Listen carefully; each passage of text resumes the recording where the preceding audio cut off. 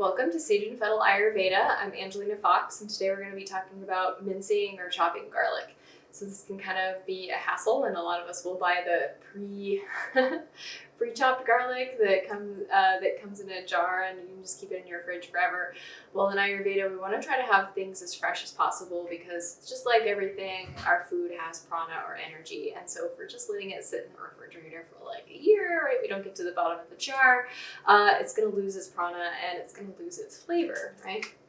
So if we can cook with fresh as much as possible, that's the best. But life happens, so do what works for you. But hopefully this will help encourage you to get into mincing garlic. It does not take that long, right? So one thing I will mention is peeling garlic is a giant pain and nobody loves doing it. So Sur La Table sells these plastic tubes that are specifically for peeling garlic, and they are amazing. They are only probably like less than $2. I don't really remember, but well worth the purchase. So you take your piece of garlic, you stick it in, you can do 2 or 3 depending on the size of the garlic. You just roll it on a hard surface underneath the palm heel of your hand, and then voila, and we have a perfectly clean piece of garlic. So I definitely recommend getting one of these if you're going to cook a lot with garlic, fresh garlic. So similar to cutting an onion, we're going to keep the stem of the garlic as best we can intact. And you'll put like the flatter side of the garlic down, so you might end up with a smaller piece like this, and so you can see that it kind of has the 2 flat sides. You just pick one, it doesn't really matter.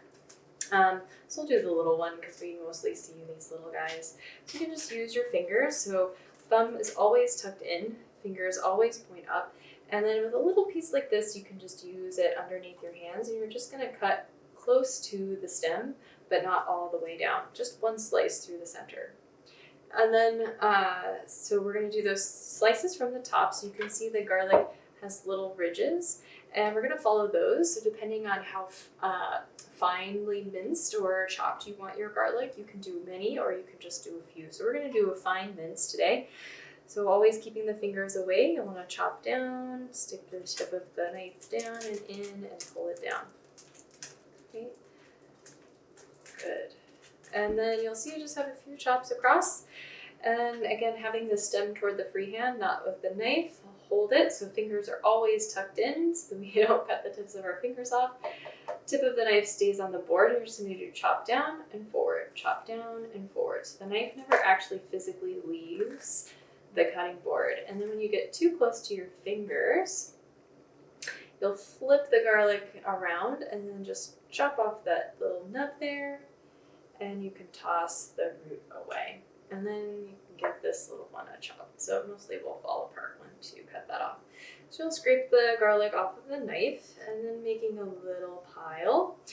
The hand again comes onto the top of the knife. The tip comes down to the cutting board, and again, the knife never actually leaves the cutting board. Thumb always tucked in.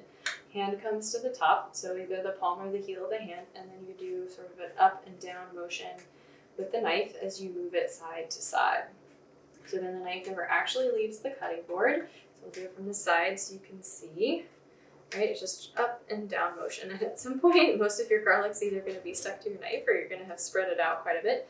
So if you are happy with the mince that you have, then you're done. If you want it to be a little finer, you make another little pile. Again, hand comes on top, and you do that up and down chopping motion. Again, knife never leaves the cutting board.